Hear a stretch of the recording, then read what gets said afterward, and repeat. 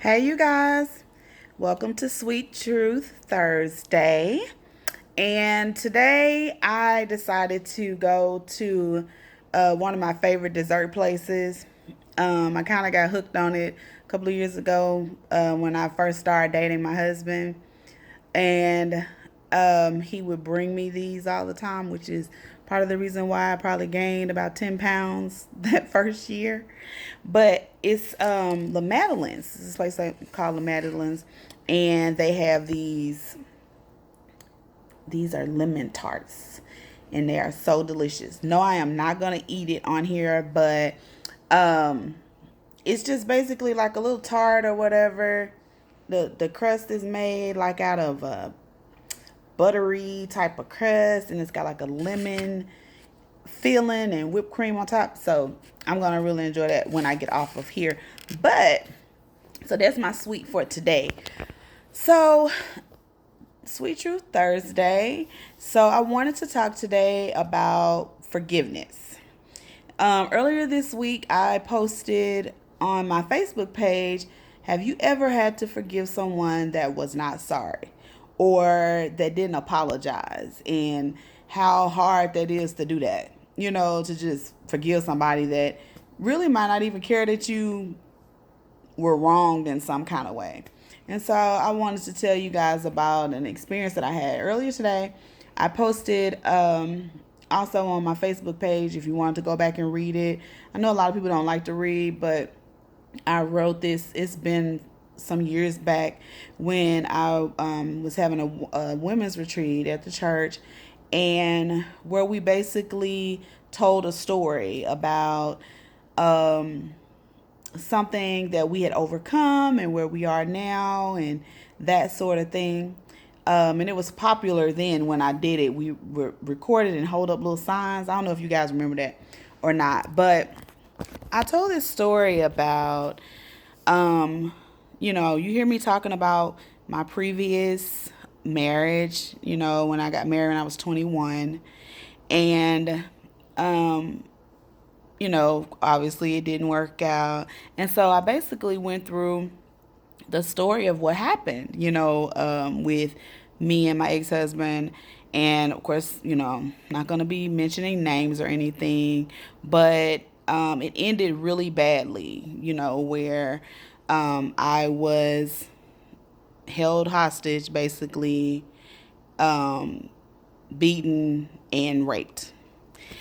And so I basically was able to get the kids because the kids were there, but they were little, and I was able to make a run for it. He basically passed out because there was drugs involved and alcohol with him, not me. I wasn't on drugs or anything, but he was just really upset with me. It happened on what would have been our seventh year anniversary, but we were separated, and I was in the process of working my way to get a divorce. And so I told that, story in short, a quick, just kind of quickly to talk about being able to forgive him in the process that I went through and being able to forgive even, things that went on between us in the marriage. And it wasn't initially necessarily because he took ownership of it. Sorry, y'all, I'm adjusting my camera. Took ownership of what he did. It was more so because I needed to move on within myself. I had to not wait for an apology and not wait for him to feel like an apology was needed. And that is a major process that a lot of people, because most of the time, and I can't really speak for men, but I know for sure women like closure. We like for stuff to be acknowledged and for us to have that real closure to things. But you don't always get that. And you don't always get an apology when someone has done you wrong or done something to you. Um, And I've had this experience so many times, and I still have it now. Maybe not something as major as this, but just major things or things that people do to you. And either they don't care that they did it, so they're not sorry, or they don't feel like what they did was wrong and they're not sorry, but it's something that affected you personally. You have to learn how to forgive even if you don't get an apology. And if you think of it more this way, and it's going to sound really nutty, but the forgiving is for you and your heart and your spirit and your soul. It has nothing to do with that other person. Okay? Every once in, we're so used to watching the movies where people come and they're like, will you please forgive me for what I've done? And they're really repentant about what they did. Well, most of the time, that is not the reality of the situation. Okay? Most of the time, people don't care that they offended you or how that affected your life. Some things affect their life changing for us where we're never the same after that thing happens. I will say that as time went on, he did apologize. And, like I said, there were other things involved, and that's not to make an excuse at all. We ended up going through court proceedings and all sorts of things. And, he did, pay for what happened. But, he still did apologize, later, in the situation. He apologized for what happened. And I appreciated that. But before that apology came, I had made up in my mind and my heart to forgive. Because I don't know if you guys know this, but the justice system moves very slow. Very slow. That was my major in school, criminal justice. And I did not realize how slow the justice system moves until I really was able to research it and see those things and then being in that situation because it happened. And then it was maybe 2 or 3 years later before they called me and were like, oh, yeah, we're going to take the case. We're going to prosecute. Well, by then, I had moved on. He and I have children together. So, at that time, he was somewhat seeing the children. We were officially divorced. And, I had just went on, with my life. But I did not choose to not go forward, and that's what I told him. I'm letting you know that they're picking this case up, and I'm not going to lie. I'm not retracting statements. I'm not, taking them back. I'm going to be honest about what happened, and, I'm just letting you know.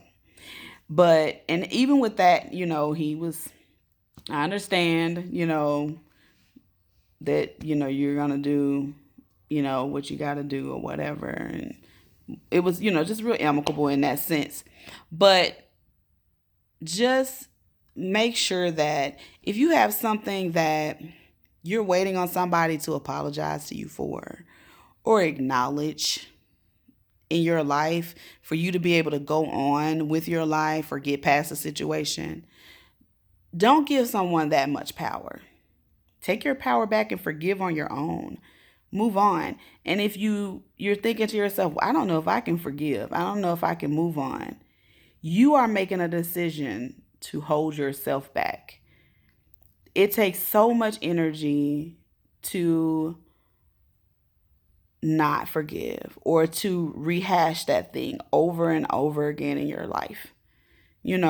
That's giving unjust power to someone else that has likely went on, that doesn't care, and just, doing whatever they want to do while you're still harping on this thing. And